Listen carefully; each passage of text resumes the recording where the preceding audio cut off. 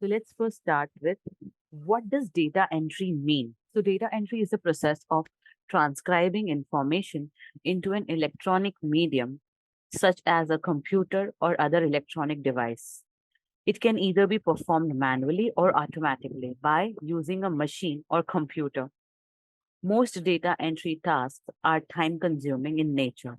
However, data entry is considered a basic necessary task for most organizations. Data entry is considered a non core process for most organizations and is usually performed on data forms such as spreadsheet, handwritten, or scanned documents, audio or video. Addition, modification, and deletion are the three modes of operations in data entry. As such, data entry jobs are frequently outsourced in order to lower cost. So, computers are also used in automated data entry as they are highly accurate and can be programmed to fetch and transcribe data into the required medium. Accurately keyed data is the base upon which the organization can perform analysis and make plans. But manual data entry often requires good concentration and focus over a long duration of time. And this can prove physically and mentally challenging for data entry workers. What is data sanitization? So, in many cases, the data is passed directly to a component in a different trusted domain. Data sanitization is a process of ensuring that data conforms to the requirements of the subsystem to which it is passed. Sanitization also involves ensuring that data conforms to security related requirement regarding leaking or exposure of sensitive data when output across a trust boundary. Sanitization may include the elimination of unwanted characters from the input by means of removing, replacing, encoding, or escaping the characters. Sanitization may occur following input, like input sanitization, or before the data is passed across a trust boundary, output sanitization. Data sanitization and input validation may coexist and complement each other. Many command interpreters and parsers provide their own sanitization and validation methods. When available, their use is preferred over custom sanitization techniques because custom developed sanitization can often neglect special cases or hidden complexities in the parser. Another problem with custom sanitization code is that it may not be adequately maintained when new capabilities are added to the command, interpreter, or parser software. Data sanitization involves purposely, permanently deleting and destroying data from a storage device to ensure it cannot be recovered. Ordinarily, when data is deleted from storage media, the media is not really erased and can be recovered by an attacker who gains access to the device. This raises serious concern for security and data privacy. With sanitization, storage media is cleansed so there is no leftover data on the device and no data can be recovered even with the advanced forensic tools. Now, presentation of data should be in manner which is clear, easy to understand, and includes all aspects of your research. So data can be presented in the following forms. Tabular presentation. Tabular presentation is used for summarization and condensation of data. It also helps in analysis of relationship, trends, and relative sizes of given data. A statistical table is a cross classification of data. This can be done in two different ways: classification with respect to time and classification with respect to some other variable. Next is data classified with respect to time. Whenever the time variable enters, the classification is known as time series classification. In the simplest form of time series classification, time occupies the stubs and a single form of the variable occupies one caption of the table. Data classified with respect to other variables.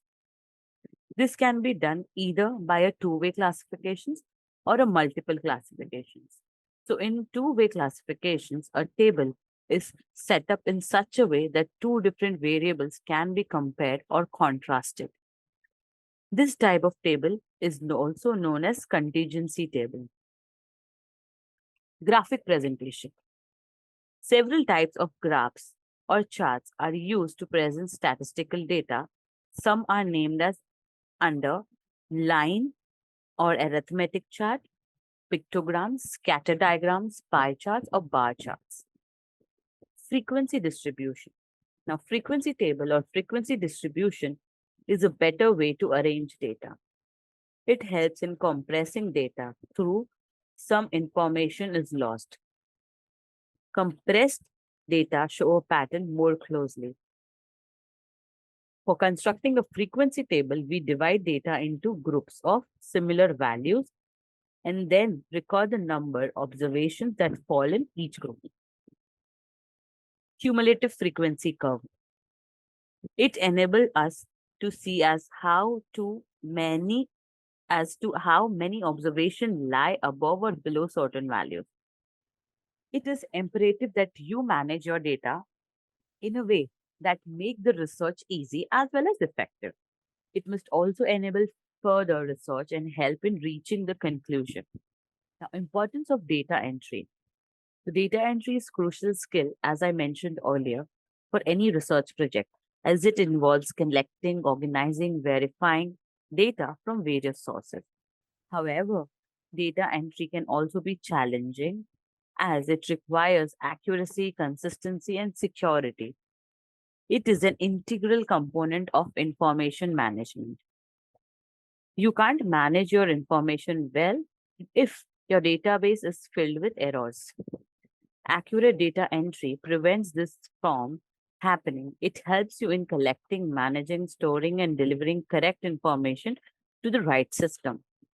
So, data entry is also vital for managing huge businesses, sectors, or organizations to minimize their costs, administrative burdens, and use their resources for core business activities.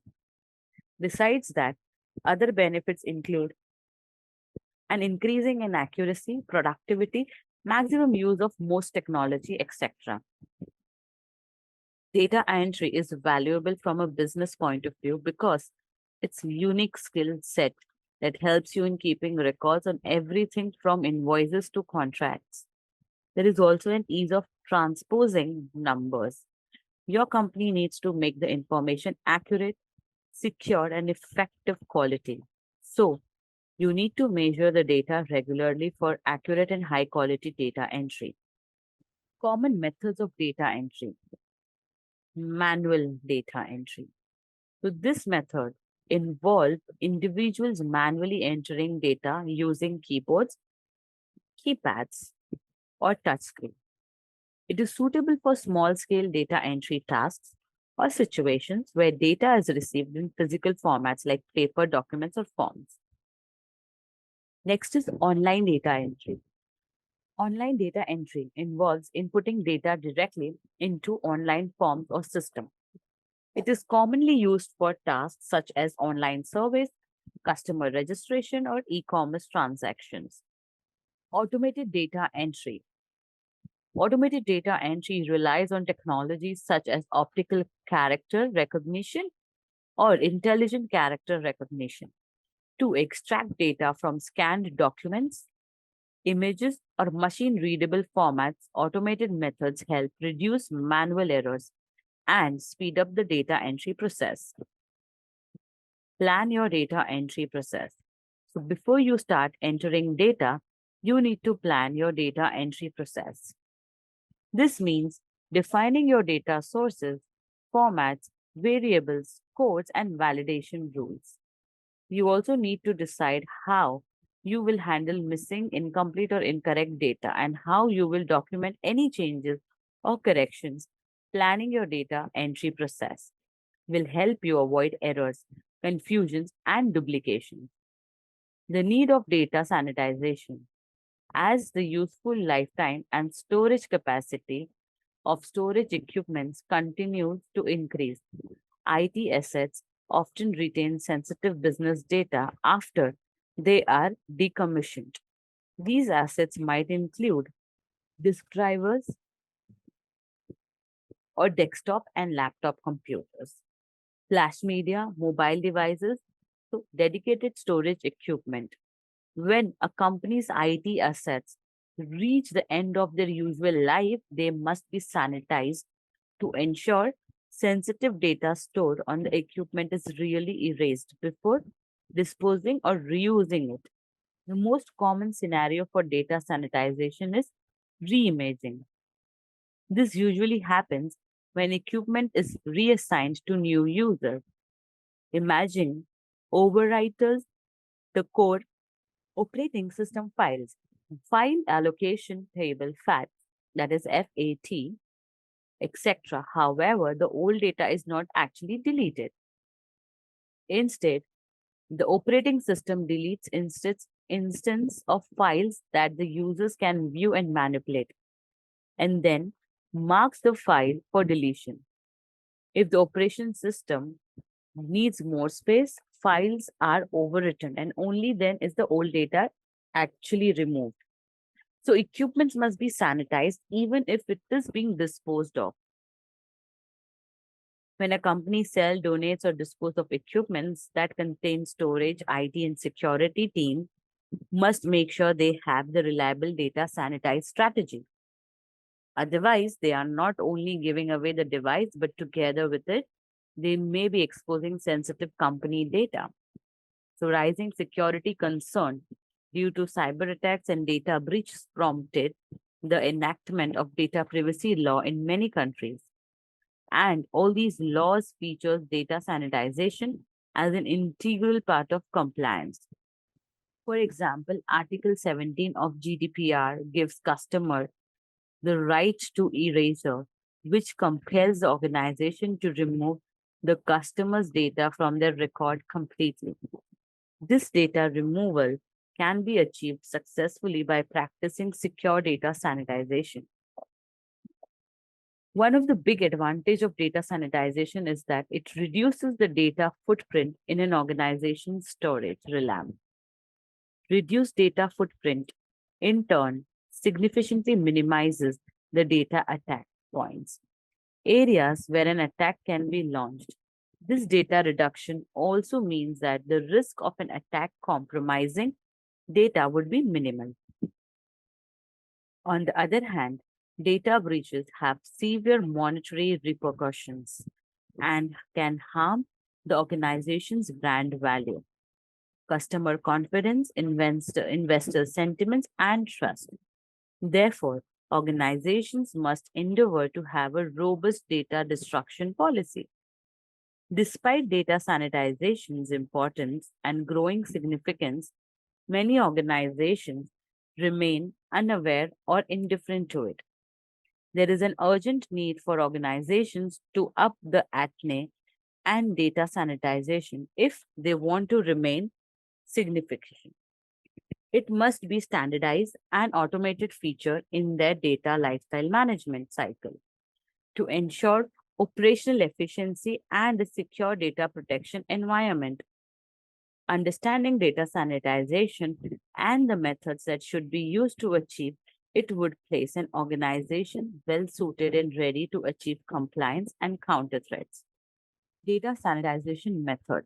So there are four primary methods to achieve data sanitization: physical destruction, data erasure, cryptography and erasure, and data masking. What is physical destruction? The most obvious way to sanitize a device is to physically destroy the storage media or device. It is a part of, for example, destroying a hard disk or an old laptop with an embedded hard disk. There are two primary ways of destroying storage media: using industrial shredders to break the device into pieces, using degaussers, which expose the device to a strong magnetic field, which irreversibly erases data on hard disk drive, and most kind of tapes. However, the downside of these techniques is that they damage the storage media and do not allow it to be sold or reused. They are complex and expensive to carry out and are also harmful to the environment. Data erasure. This technique uses software to write random O's and ones on every sector of the storage equipment, ensuring no previous data is retained. This is very reliable form of sanitization because it validates that 100% of the data was replaced at the byte level. I mean, it's a beat or byte. It is also possible to generate auditable reports that prove data has been successfully sanitized. The advantage of this method compared to physical destruction is that it does not destroy the device and allows it to be sold or reused. However, the downside of the data erasure is that this is time consuming process is difficult to carry out during the lifetime of the devices and requires that each decommissioned device goes through a strict sanitization process. Cryptographic erasure. This method uses public key cryptography with a strong key of at least 120 bits to encrypt all the data on the device. Without the key, the data cannot be decrypted and becomes unrecoverable. Finally, the private key is discarded, effectively erasing all the data on the device. Encryption is a fast and effective way to sanitize storage devices. It is best suited for removable or mobile storage devices or those that contain highly sensitive information. The challenges of cryptographic erasure are that it relies on encryption features that comes with the storage equipment which may not be suited to the task. The technique can also fail through user errors, key management issues, or malicious actors who can intervene in the process and obtain the key before it is disposed of. Most importantly, cryptographic erasure typically does not meet regulatory standards for data sanitization because effectively the data remains on the device. Data masking. Data masking is a widely used technique in compliance strategies and is explicitly required by some compliance standards. Masking involves creating fake versions of the data, which retain structural properties of the original data. For example, replacing real customer names with other randomly selected names. So, masking techniques include character shuffling, word replacement, and randomization.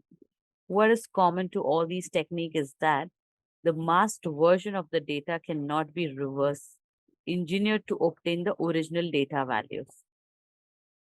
Hence, the data masking is highly effective for sanitization. Effectively, it sanitizes the data on the device while it is still in use. The key advantage of sanitization compared to other techniques are they are quick and easy to implement, complies with most regulation and standards, can be applied on an ongoing basis to existing data, does not require a special sanitization policy for decommissioned devices unless they contain unmasked data. Now comes the data coding. So, data coding is the process of converting data into a form that can be analyzed,